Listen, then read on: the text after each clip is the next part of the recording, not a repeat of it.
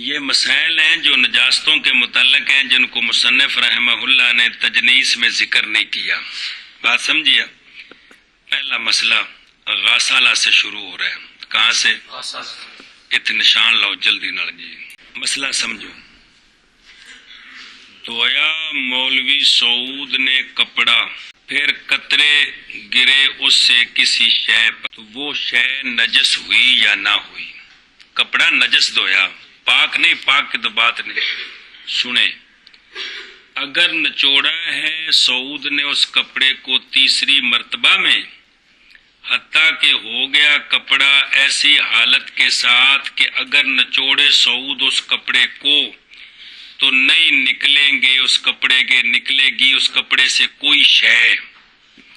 اب تیسری بار خوب نچوڑنے کے بعد جو ہاتھ پر تری ہے، پس ہاتھ خود بخود پاک ہو گیا. وہ تری جو لگی ہوئی ہے وہ خود بخود پاک ہو گئی. بات سمجھیے. تیسری مرتبہ جب کپڑا خوب نچوڑ دیا جائے تو وہ جو ہاتھوں پر تری لگی ہے پاک ہے. لہذا اگر آپ نے وہی ہاتھ کسی پانی میں دودھ میں ڈال دیا تو خراب. اور اگر وہ کپڑا ایسی حالت کے ساتھ ہے کہ اس سے قطرے نکلتے ہیں تو یہ تری نجست ہو. قال شیخ کمال الدین بن حمام رحمہ اللہ وفی حاضہ، اس میں یہ مسئلہ سمجھ آ گیا کہ انا بلت الید طاہرۃ مع انہا بعض الثالثۃ، کہ تیسری مرتبہ جب کپڑا خوب نچوڑا تو جب خوب نچڑ گیا نا، مزید نہیں نچڑ سکتا، اگرچہ ہاتھوں کی تری یہ اسی تیسری باری کا بعض ہے لیکن یہ پاک ہے. یہ مسئلہ سمجھ آ گیا. کل سمجھیے، اگرچہ یہ کہ نہیں بعض ہے کہ نہیں، لیکن یہ کیا ہو گیا؟ بلا فرق کا نشان لاؤ. نہیں فرق کپڑا نجس کے پاک کرنے کے درمیان اور عضو نجس کے پاک کرنے کے درمیان. کس چیز میں؟ اوپر سے پانی ڈالنا یا جاری پانی میں دھونا، ہاتھ دھونا، کپڑا دھونا. اس میں کوئی شرط نہیں ہے، دونوں برابر ہیں. امام ابو یوسف رحمہ اللہ کا اختلاف ہے، وہ آگے آ رہے ہیں. بات سمجھیے مطلب کیا ہے، دھیان دیں. حتیٰ کہ اگر دھویا مولوی سعود نے ہر ایک، کپڑا پاک پلید تھا وہ دھویا یا ہاتھ پلید ہو گیا وہ دھویا، دونوں میں سے کس میں؟ تین اجانا کہندے نے ٹپ نو، اجانتن ٹپ، بالٹی، برتن جن دے وچ پانی ہوئے. سمجھ آئیے؟ دھویا اس نے ہر ایک کو ان دونوں میں سے تین پاک برتنوں میں. تین وکھرے وکھرے برتن جنہاں وچ پانی پاک پے نے، اندے وچ ہاتھ دھویا کڈ لیا، پھر دوجے وچ ہاتھ دھویا کڈ لیا، پھر تیجے وچ دھویا تے کڈ لیا، ہاتھ پاک ہو گیا. ہاتھ نال گندگی لگ گئی. سنی گل؟ تے پہلی بالٹی چ ہاتھ مل کے دھوتے وچے، پھر دوجی بالٹی چ دھوتے، پھر تے ہاتھ. گل سمجھی؟ کون سمجھی؟ اسی طرح کپڑا پلید، پہلی بالٹی میں ڈالا، نکال کر خوب نچوڑا، دوسری میں ڈالا نچوڑا، پھر تیسری میں ڈالا نچوڑا تو پاک ہوگا. کل سمجھیے بھی اس میں سب اوپر سے ڈالنا، جریان جاری پانی میں دھونا، یہ کوئی شرط نہیں ہے. کس میں؟ نہ کپڑے میں نہ. یہ تو تین ٹپ ہو گئے نا. او ثلاثتن فی اجانتن، یا ایک ہی بالٹی آپ نے اس میں ہاتھ دھوئے، پانی بہا دیا، پھر پانی ڈالا، پھر ہاتھ دھوئے، پھر پانی بہا دیا، پھر پانی ڈالا، ہاتھ دھوئے، ہاتھ پاک ہو گئے. اگر اس طرح ایک بالٹی میں تین مرتبہ نیا پانی ڈال کر کپڑا ڈالا ہے تو کپڑا بھی پاک ہو گیا. یا تو ہو. گل سمجھیا؟ اے مسئلہ. وقال ابو یوسف، یہ طرف ہے ان کا مسلک ہے، فتویٰ اسی پر ہے. اور فرمایا ہے امام ابو یوسف رحمہ اللہ نے اسی کے ساتھ کپڑے میں خاص کر کے. کپڑا تو ٹھیک ہے، تین بالٹیوں میں باری باری ڈالے، ہر بار نچوڑیں تو وہ کیا ہے؟ بہرحال عضو پلید، مثلا ہاتھ پلید ہے تو پس بے شک جب ڈبویا اس نے 3 بالٹیوں میں 3 ٹپوں میں تو سارے نجس ہو جائیں گے. کیا ہو جائیں گے؟ سارے نجس ہو جائیں گے. اور ہاتھ پاک نہیں ہوگا جب تک نہیں دھویا جائے گا پانی جاری میں یا اوپر پانی نہیں ڈالا جائے گا. یہ مسلک ہے کن کا؟ ہاتھ دھونے کا. لوٹے سے اوپر سے پانی ڈالیں تب پاک ہوگا. کل سمجھیا؟ اس لیے کہ قیاس انکار کرتا ہے طہارت کے حصول کا ہاتھ اور کپڑے دونوں کے لیے دھونے کے ساتھ برتن میں. امام ابو یوسف رحمہ اللہ فرماتے ہیں کہ برتن میں ڈال کر دھوئیں نا تو عقل یہ کہتی کہ پاک نہیں ہونا چاہیے. کیا ہونا چاہیے؟ ادھر دیکھو نا، پہلی مرتبہ کپڑا ڈالا پلید پانی میں، پانی پلید ہو گیا کہ نہیں؟ جب پانی پلید ہے تو کپڑا بھی پلید ہے. اب پلید کپڑا آپ نے نکال کر دوسری بالٹی میں ڈالا ہے تو یہ پلید کپڑے سے پانی پلید ہو گیا کہ نہیں ہو گیا؟ جب وہ پلید ہوگا تو کپڑا بھی پلید ہے. یہاں سے نکال کر آپ نے تیسری بالٹی میں ڈالا تو پانی پلید ہو گیا کہ نہیں؟ کپڑا بھی پلید ہے. اسی طرح پلید آپ ہاتھ اپنے بالٹی میں ڈالا تو یہ کیا ہے؟ پانی کیا ہو گیا؟ جب پانی پلید تو ہاتھ بھی. اب آپ نے نکال کر پلید ہاتھ دوسری بالٹی میں ڈالا ہے تو ہاتھ بھی. پھر آپ نے تیسری میں ڈالا تو یعنی عقل تو یہ کہتی ہے کہ اس طرح طہارت ہو ہی نہیں سکتی. بات سمجھ آ رہی ہے؟ اس طرح طہارت. لیکن آپ فرماتے ہیں لیکن کپڑے کے بارے میں یہ حکم ساقط ہے بوجہ ضرورت کے. بوجہ کیوں؟ کپڑوں کے اوپر پانی ڈالا نہیں جا سکتا جی ہر جگہ، بوجہ ضرورت کے. اور باقی رہ گیا مسئلہ عضو میں اپنے حال پر. بات سمجھیے؟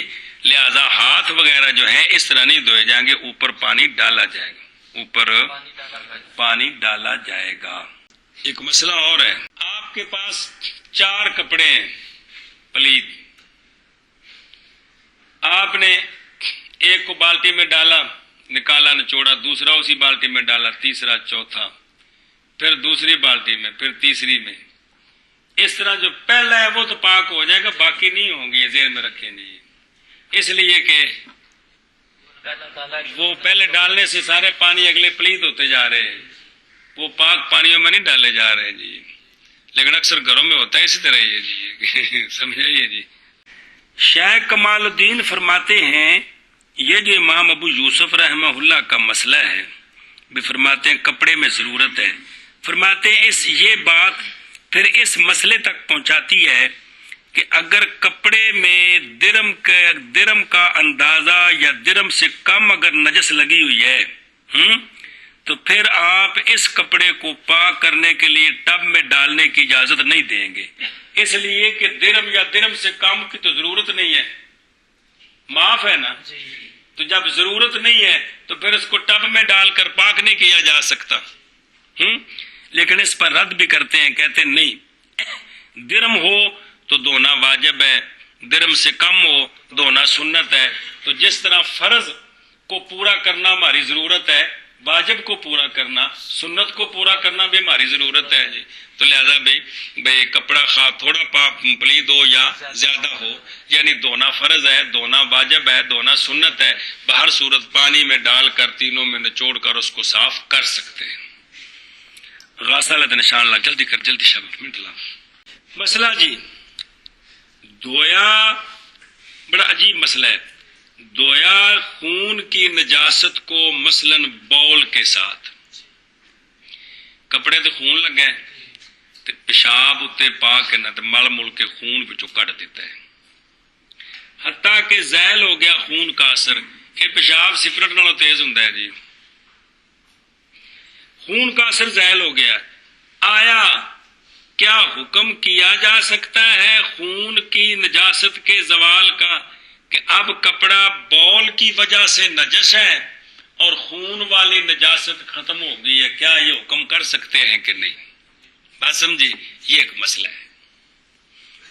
ان لوگوں میں سے جو گئے ہیں اس طرف علامہ تمرتاشی ہیں. علامہ تمرتاشی فرماتے ہیں کہ دیکھیں کتنا عجیب مسئلہ ہے، چکرا دینے والا. حتیٰ کہ اگر دھویا سعود نے خون کو ما یوکلو لحمہ کے بول کے ساتھ تو نہیں مانے جب تک فحش نہ ہو. مسئلہ باقی عجیب ہے. 1 درم سے زیادہ خون لگا ہے، ٹھیک ہے، آپ نے گائے کے پیشاب کے ساتھ بڑے دھیان کے ساتھ اس جگہ کو پکڑ کر دھویا، خون چلا گیا، نچوڑ دیا. اب جو گائے کا پیشاب ہے وہ اس جگہ کی 1/4 سے کم ہے. اب بتاؤ بات سمجھ رہے ہو کہ نہیں؟ اتنا عجیب مسئلہ ہے. لیکن آگے تحقیق آ رہی، کہتے نہیں اس طرح ہوتا نہیں ہے، لیکن اب عقل اس کو قبول کر رہی ہے کہ خون نکل گیا. اب جو لگی ہے وہ نجاست خفیفہ ہے، لہذا یہ فوش نہ ہو تو مانے نہیں ہونی چاہیے. یعنی اگر آپ اس کو جملہ سوالیہ بنائیں کہ نجاست کو نجاست سے صاف کریں اور کپڑا ٹھیک ہو جائے. اور فرمایا ہے علامہ سرخسی رحمہ اللہ نے، اصح یہ ہے کہ تطہیر بالبول نہیں ہوتی. تطہیر گل ختم ہو گئی. فرمایا ہے شیخ کمال الدین نے، اور یہ احسن ہے. اے نہ سونی گل کی تھی کیڑی کہ بول کے ساتھ تطہیر نہیں ہے. وجہ اس شے کے جو معلوم ہے، وہ کیا معلوم ہے؟ دھیان کرے جے کہ تنجس کا سکوت وقت ہونے مستعمل کے محل میں تطہیر کی ضرورت کے لیے ہے. کہ شے نجس ہے تو اس میں اس کے اوپر چیز ڈالی گئی تو چیز پاک ہو جائے. یہ قانون ہے کہ سکوت تنجس حال کون المستعمل فی المحل ضرورت التطہیر. اور بول جو ہے یہ مطہر نہیں ہے. بول طاہر نہیں ہے. یعنی شے نجس جو پاک ہوتی ہے تو وہ اس لیے کہ اس نجس جگہ میں طاہر استعمال کیا جاتا ہے، تو تب اس پر حکم لگایا جاتا ہے کہ یہ شے کیا ہو گئی ہے. اور بول جو ہے یہ مطہر نہیں کہ ہے لتضاد بین الوصفین، لہذا پس نجس رہے گا کپڑا یا ہاتھ نجاست دم کے ساتھ.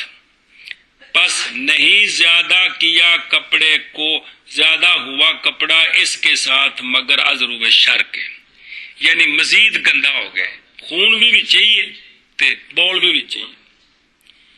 از یسیرو کیونکہ ہو گیا جمی مکان، یعنی جمی کپڑا وہ ہاتھ، جمی جگہ جو مصاب بالبول ہو گئی ہے، یہ کیا ہو گئی ہے؟ جمی متنجس ہو گئے نجاست دم کے ساتھ.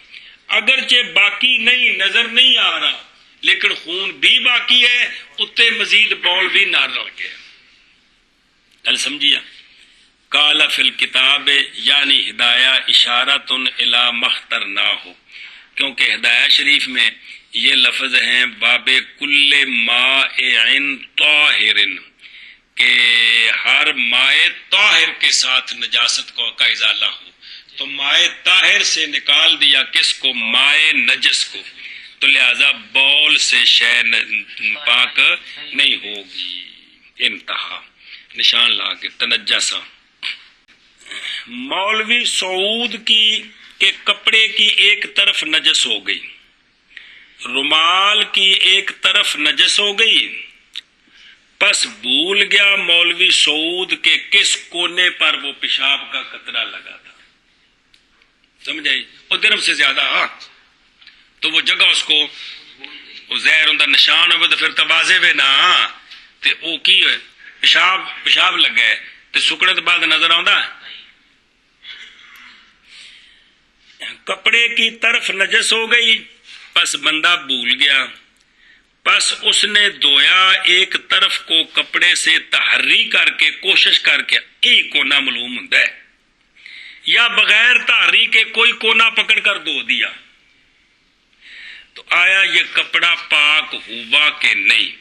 تو حکم یہ ہے کہ طاہورا، یہ کپڑا پاک ہے، یہ کپڑا جناب اس کو مزید شک کرنے کی ضرورت نہیں ہے، اس لیے کہ البتہ دھو دیا گیا ہے کپڑے کا باز کہ کوئی نہیں دھو دیا گیا، باوجود اس بات کے کہ اصل تو کپڑے کی طہارت ہے نا، واقعہ ہوا ہے شک نجاست کے قیام میں، کس میں؟ نجاست کے قیام میں شک واقعہ ہوا ہے بوجہ احتمال ہونے مغسول کے محل اس کا، یہ جو دھویا ہے اب اس میں دو احتمال ہیں کہ یہ وہی ہے جہاں نجاست گری ہے یا نہیں ہے، سمجھ آئے کہ نہیں؟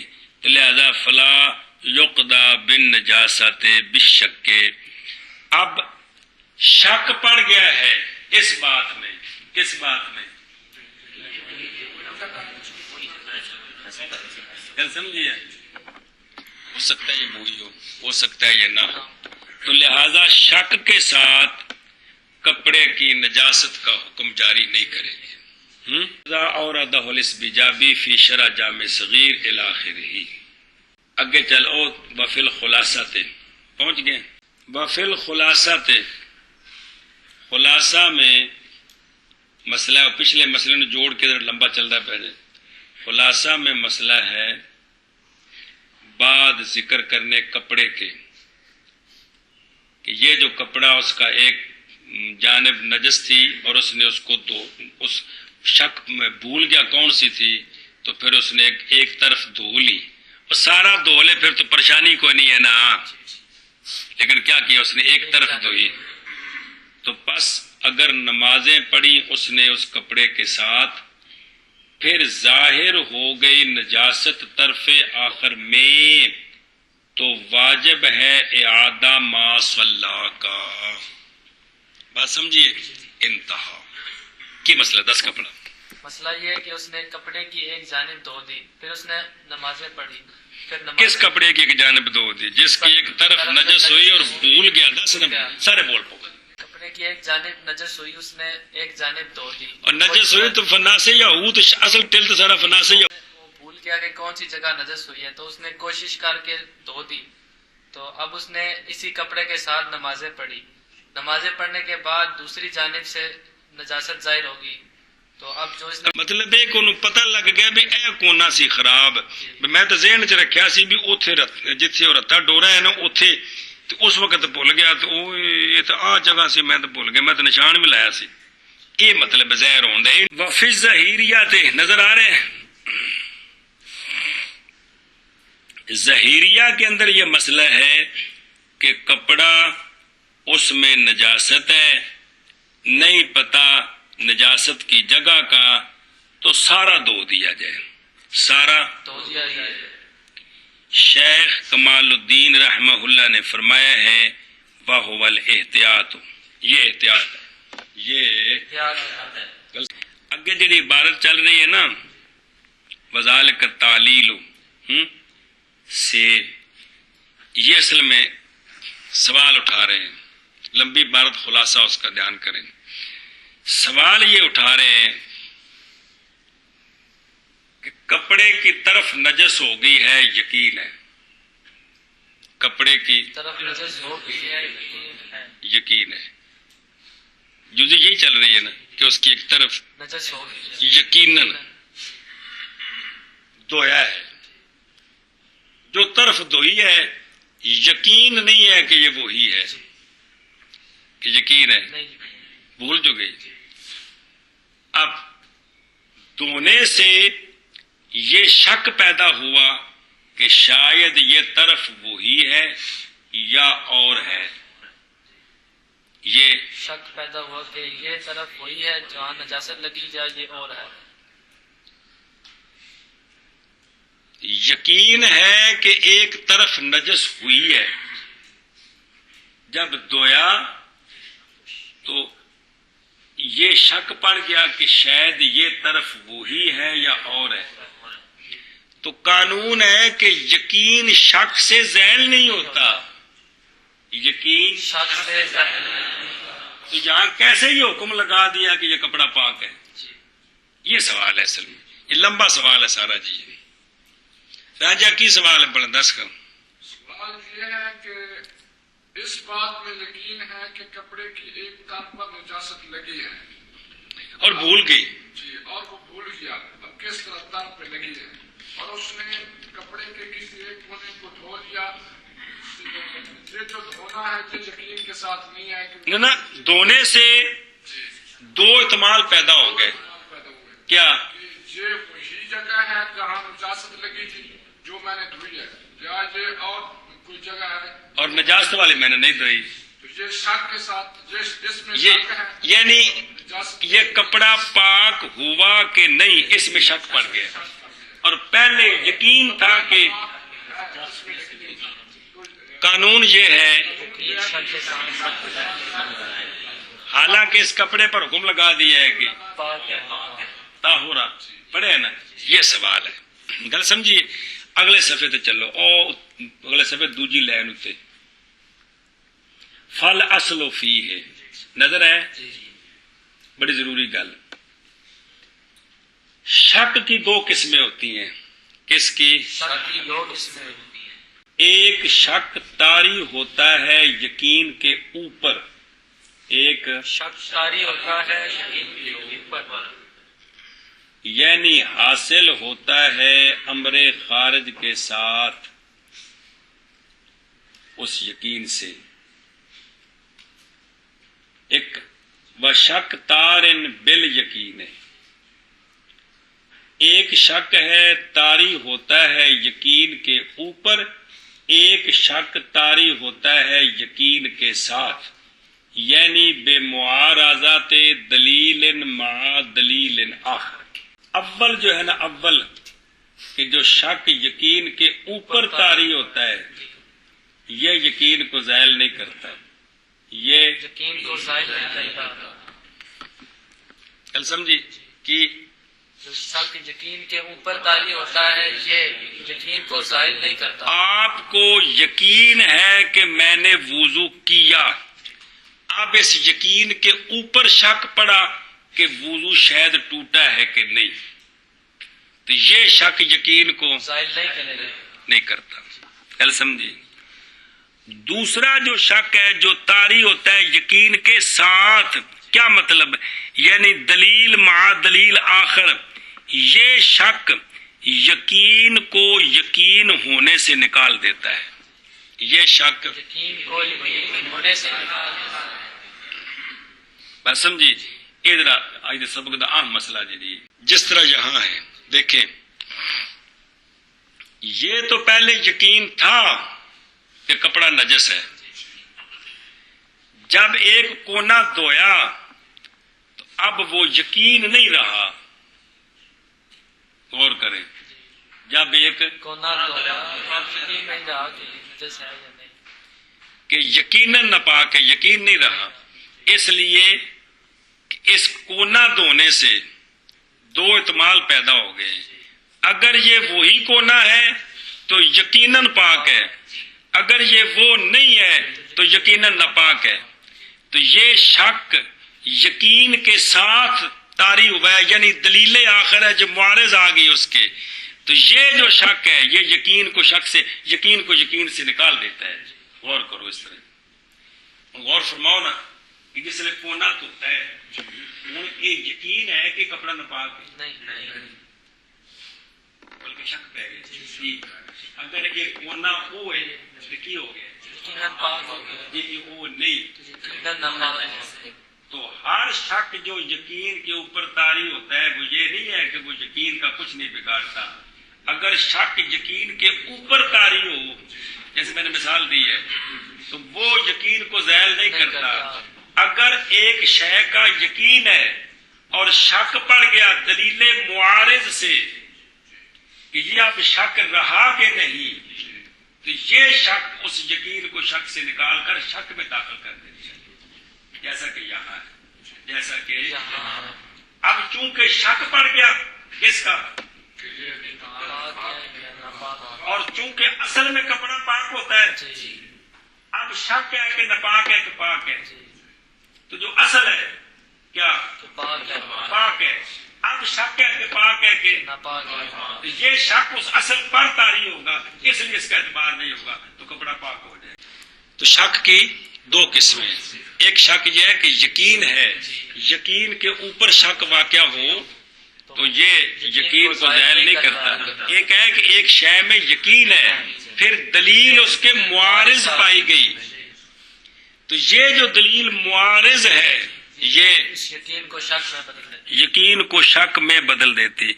اب حدیثوں میں وہ جو تفصیل چلا رہے ہیں نا وہ اصول حدیث میں آ جائے گا، مسئلہ اصول فقہ میں بھی، حدیثوں میں ایک حدیث سے ایک مسئلہ ثابت ہو گیا، دوسری حدیث سے اس کا خلاف ثابت ہوا، ان کا تقدم تاخر پتہ چل جائے تو پہلی منسوخ دوسری ناسخ، اگر تقدم تاخر پتہ نہ چلے تو پھر ان کا معیار پتہ چل جائے صحیح اور ضعیف ہونے کا، صحیح کو ترجیح ہے، اگر دونوں برابر ہوں تو پھر یہ ہے کہ اذا تعارضا تساقطا، نہ تقدم تاخر کا پتہ چلے اور دونوں ہوں بھی ایک معیار کی تو پھر ساقط ہوتی ہے، یعنی احناف کے نزدیک پھر صحابہ کرام کے عمل کو دیکھا جاتا ہے، جدھر عمل ہوتا ہے اس پر عمل کیا جاتا ہے، بات سمجھ رہے ہیں؟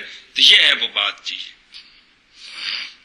او تھلے چلو، یہ لمبا سارا مسئلہ جی اگے، او ولو بالت الحمر، اور اگر پیشاب کیا گدے نے گندم پر، حالت دوس، دوس و گاہ گانا، مطلب وہ گاہ گانے کی حالت میں اس نے کیا کر دیا گدے نے، یہ تاں جو کھوتا آگے جتا ہے تھا، سمجھ آئیے، داند جتے ہوتے داند ہو گیا جی، اس نے پیشاب کر دیا، فَذَهَبَ بَعْضُ الْحِنْتَةِ، پس چلی گئی بعض گندم، مطلب کی یہ کہ وہ جتنے پیشاب ڈگا ہے نا اتوں کسی اونا کو پونچھ ہو دانے چوک کے باہر سٹ دیتے، کل سمجھیے، تو پھل باقی طاہر، باقی پاک ہے، باقی، اور اسی طرح ذاہب بھی پاک ہے، لما ذکر فی المسألۃ المقدمۃ متقدم، یعنی وہ جتنے ڈگی ہے نا گندگی گویا شویا وہ چک کے سٹ دیو تے باقی پاک ہے، زہر اگر یہ حکم نہ لائیے تو وہ جڑا صدیاں تک حضرت آدم علیہ السلام تو بعد جدوں تو کنک ہونی شروع ہوئی تے گاہ شروع ہوئے تے پھر وہ کام ہی نہیں بن سکتا، صفائی ہو ہی نہیں سکتی، یہ تو ہونے مشین نکلی جی۔ اگے لکھا ہے بئر بالوعۃ، نظر آ رہے ہیں، ایک گڑے میں پانی ہے یعنی حوض میں، وہ دا در دا سے کم ہے، بات سمجھیے، اس میں نجاست گر گئی، کیا ہو گئی؟ وہ نجاست مری ہے تو آپ نے اٹھا کر پھینک دی یا غیر مری ہے نظر نہیں آتی ہے، آپ نالی بنا دیں، کیا کریں؟ آگے اتنا گڑا کھود دیں، یہ پانی یہاں سے چل کر ادھر چلا جائے، اس پانی کو جاری پانی کر دیں، اس پانی کو، تو یہ پاک ہو جائے گا، کیا ہو جائے گا؟ پاک ہو جائے گا، یہ مسئلہ ہے جی۔ باقی بھی ان دونوں میں دوری کتنی ہونی چاہیے، بعض نے کہا 5 ہاتھ ہونی چاہیے، بعض نے کہا 7 ہاتھ ہونی چاہیے، بات سمجھیا، کہ کم از کم اینی دوری تک گڑا کھودو تاکہ نالی وچوں پانی اگاں ٹرے، پلے پئیے۔ تو علامہ حلوانی نے فرمایا کہ معتبر جو ہے وہ ذائقہ، رنگ، بو وغیرہ ہے، اگر متغیر نہیں ہوئی تو جائز ہے، اگر نہ جائز نہیں ہے جی، اور اگر 10 ہاتھ ہو جائے تو یہ زیادہ بہتر ہے۔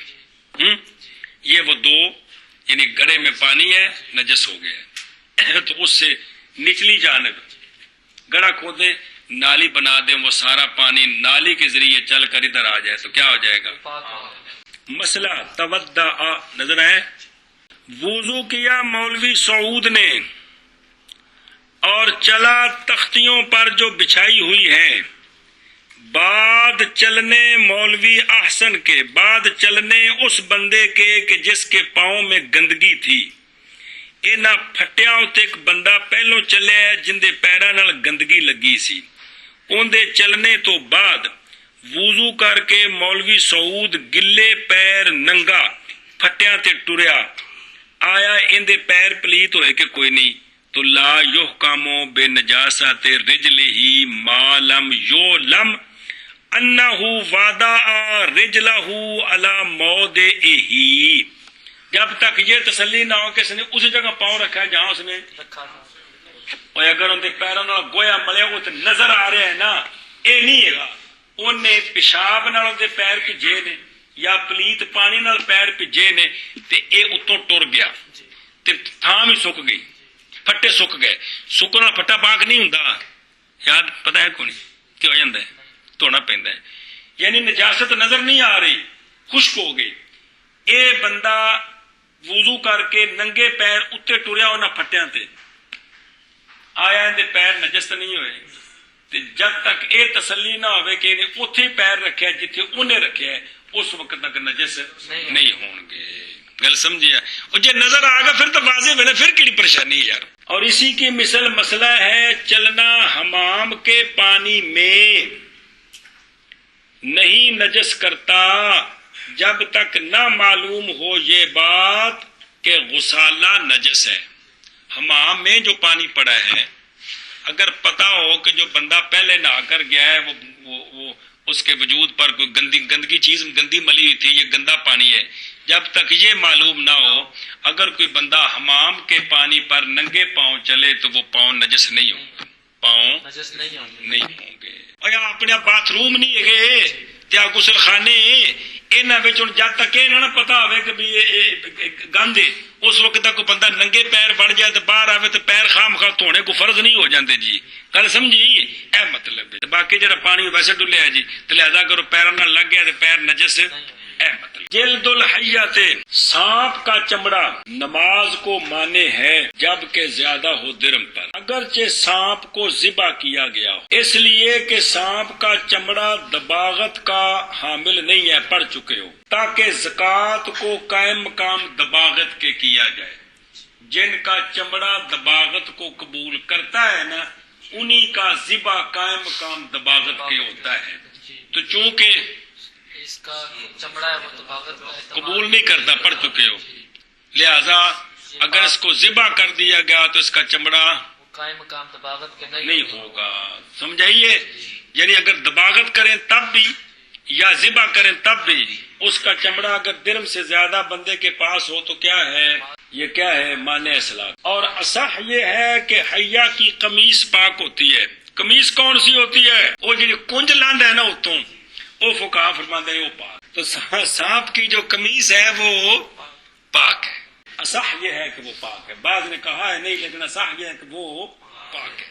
لہذا اگر کسی بندے ساری کنج ولیٹ کے جیب وچ پائی کسی نے بخان لے چلے تو اگو راہ جماعت کھڑی تو نماز پڑھی تو نماز ہوندی ٹھیک ہے. اذا نظر آ رہی عجیب سا مسئلہ. اب پائے گئے جو اونٹ کے لیڈنوں میں یا بھیڑ بکریوں کی مینگنوں میں تو دھو لیے جائیں اور کھا لیے جائیں، نہ کہ وہ جو پائے جاتے ہیں گائے اور بھینس کے گوبر میں، اس لیے کہ نئی صلابت ان میں. کل سمجھی کہ نہیں؟ اگر اونٹ اور بھیڑ بکریوں کے وہ جو مینگنے اور لیٹنے ہیں ان میں جو پائے گئے ہیں تو ان کو دھو لیا جائے، صاف کر لیا جائے تو یہ پاک ہو جاتے ہیں. کیا ہو جاتے ہیں؟ ان میں سختی ہے لہذا وہ نرم نہیں ہوئے. اور یہ جو گائے بھینس کا گوبر ہے یہ نرم ہوتا ہے، اس کی وجہ سے وہ دانے نرم ہو جاتے ہیں، ان میں گندگی داخل ہو جاتی ہے. پلے پہیا قال الفقیر، یہ تعلیل فائدہ دیتی ہے اس بات کا جب پایا گیا گوبر میں اذا وجدہ فی الرو سے، اگر وہ گوبر میں پائے گئے پس اگر وہ گوبر سخت ہے تو دھو لیے جائیں اور کھا لیے جائیں، وگرنہ نہ. یہ مسئلہ تو عجیب تو لگا ہونا ہے. مسئلہ جی وفی تجنیس سے نظر آئے. تجنیس میں ہے کہ مشافطین و اصوابہ، اور نہیں غلط کٹ دیو، و اصوابہ، چلا مولوی سعود کیچڑ میں، اے مراد ننگے پیرے چلا کیچڑ میں اور پہنچا کیچڑ مولوی سعود کو اور نہیں دھویا اس نے اپنے پاؤں کو اور نماز پڑھی اس نے تو کافی ہے اس کو، کافی ہے ٹھیک ہے، جب تک نہ ہو اس میں نجاست کا اثر، اس لیے کہ نجاست ہی تو مانے ہوتی ہے اور وہ تو اس کیچڑ میں پائی نہیں گئی تو لہذا کیچڑ پاک ہے. چل سمجھیے؟ اے بندہ ٹریا نا راہ تے چکڑ ہے ਤੇ ਗੰਦਗੀ ਕੋਈ ਨਜ਼ਰ ਨਹੀਂ ਆ ਰਹੀ ਤੇ ਚਿੱਕੜ ਨਾਲ ਪੈਰ ਭਰੇ ਗਏ تو ਉਹਨਾਂ ਭਰਿਆ ਨਾਲ ਜਾ ਕੇ ਉਸ ਨਮਾਜ਼ ਸ਼ੁਰੂ ਕਰ ਦਿੱਤੀ ਤੇ ਨਮਾਜ਼ ٹھیک ہے بھائی. مسئلہ یہ ہے فی الخلاصہ نظر ہے خلاصہ میں یہ مسئلہ لکھا ہوا ہے کہ بخارا کا جو کیچڑ ہے گلیوں کا وہ پاک ہے. نہیں ماننے جواز صلاۃ کو، نہیں جواز صلاۃ ہو اگرچہ کپڑا اس کے ساتھ اس سے مملو ہو جائے، سمجھ آئی؟ اور اگرچہ وہ کیچڑ عذرات کے ساتھ مختلط ہو جائے وہ پاک ہے. علامہ شمس الائمہ حلوانی فرماتے ہیں سونے انج نہ ساڑے ہوتے زور پاؤ، یہ بات اس طرح قابل قبول نہیں ہے. اگر گندگی ہے تو پھر وہ کیچڑ نجس ہے. کیا ہے؟ نجس ہے. وضو کے رافی بس گل پلے پیا ہے. اصل چ یہ ہر ماحول کے لحاظ نال ساڈیاں ہونے گلیاں دا کیچڑ پاک نہیں. ساڈیاں گلیاں وچ گٹراں دا پانی جا رہا ہے. کدھر جا رہا ہے گٹراں دا؟ جوں بارش پینی ہے تے ساریاں نلیاں عرش رل جانی. یہ ہن جو کچھ ہے یہ گلیاں چ یہ سارا وہ نالیاں وچوں گند کڈ کے راہ تے سٹ دیندے نے. دیکھا جی کہ نہیں؟ وہ سک جاندا ہے، سک کے راہ تے سارا پھیل جاندا ہے جی. یہ اگر پانی پی جاوے تو یہ تہاڈے سامنے بھی تمہیں پتہ ہے کہ یہ نری گندگی ہے جی. گل سمجھی؟ یہ ادوں کی گل ہے جدوں اجے گٹر کو نہیں سن بنے. ہن مصیبت ہے سارا گٹراں دا پانی نالیاں چ نکلدا ہے نا سارا دن. ہن یہ کیچڑ جڑے نے خراب نے. اگر یہ کم نہیں تو بارش پئی ہے یا ویسے پانی کسی ڈولیا عورت نے تو تھا گلی ہوگی تو پیروں نال مٹی لگ گئی ہے تو یہ پا کے اس واسطے کہ اتنے جی نظر آ رہا ہے تو پھر تو ٹھیک ہے، جی نظر نہیں آ رہا تو پھر مٹی پا کے جی، ورنہ تو شک چ بڑھ جاواں گے تو پریشان ہوواں گے جی. مسئلہ وذاکر صاحب القنیہ نظر ہے اور ذکر کیا ہے صاحب قنیہ نے یمشی چلا مولوی رانجھا بازار میں پس تر ہو گیا اس کا پاؤں اس شے سے جو چھڑکی ہوئی تھی بازار میں. بازار چ کسے پانی ڈولیا، لوگ دکانوں کے پانی نہیں چھڑکتے، پانی چھڑکیا، رانجھا اتنے ٹریا ننگے پیر، اندا پیر گلا ہو گیا، بس اس نے آ کر پاؤں دھوئے نہیں، بس نماز پڑھی تو نہیں کافی اس کو. یہ کنیا کی بات ہے. کیوں نہیں کافی؟ وہ اپنے علاقے کی بات کرتے ہیں اس لیے کہ نجاست غالب ہے ہمارے بازاروں میں. سمجھ آئی؟ تو ساڈے کول بھی مطلب کو بندہ اپنے علاقے میں دیکھ سکتا ہے نا کہ ساڈے کول کی حالات نے، اس دے مطابق یہ فتویٰ ہے. یعنی یہ وہ فتوے نہیں ہیں جو ہر جگہ جاری کرنے ہیں، مطلب یہ دس رہے ہیں بھی اپنی ہر جگہ نو ویکھ کے دھیان کرنا ہے. اس سما ذکرہ پھر ذکر کی گئی ہے یہ بات نظر آ رہی ہے ابو نصر دابوسی سے. کیا ذکر کی گئی ہے؟ شارے اے راہ جڑے ہوندے نے لکھا نا شارے عام نہیں ہے. شارے یعنی رستہ، راستے کا کیچڑ اور کتوں کے بیٹھنے کی جگہ کا کیچڑ اس راستے میں علامہ ابو نصر دبوسی نے ذکر کیا ہے کہ یہ پاک ہے، یہ پاک ہے. مسئلہ نمبر مڈو شڈو واقعہ تین المسرقن مٹی کے اندر گوبر ملا دیا گیا. مٹی غالب ہے، گوبر نظر نہیں آ رہا. ایک وَرَدْغَةُ طَرِيقٍ اور راستے کا کیچڑ، جس راستے میں نجاستیں ہیں یہ کیچڑ یا وہ مٹی جس میں گوبر ملا دیا گیا ہے، یہ مٹی اور یہ ردغہ پاک ہے مگر جب کہ دیکھا جائے عین نجاست کو. عین نجاست خود نجاست نظر آ جائے تو یہ کیا ہے؟ یہ سارے مسئلے بچوں عموم میں بلوا کی وجہ سے ہیں کہ اتنی پابندیاں کریں تو لوگ مشکل میں پڑ جائیں گے جی. پھر سمجھیو تو اگر کدھر گیا نجاست دیکھی گئی ہے تو پھر وہ کیچڑ ردغہ چکر نہیں آتے نے ناپاک ہے وگرنہ ناپاک نہیں ہے. کالا یعنی صاحب الکنیہ، یہ صاحب کنیہ نے فرمایا وہ صحیح ہو، یہ صحیح ہے روایت کے اعتبار سے اور قریب ہے نصوص کی حیثیت سے ہمارے اصحاب سے. کیڑا کہ یہ جو کیچڑ ہے راستے کے، ان میں جب تک نجاست نظر نہ آئے ان کی نجس ہونے کا حکم نہ لگایا جائے.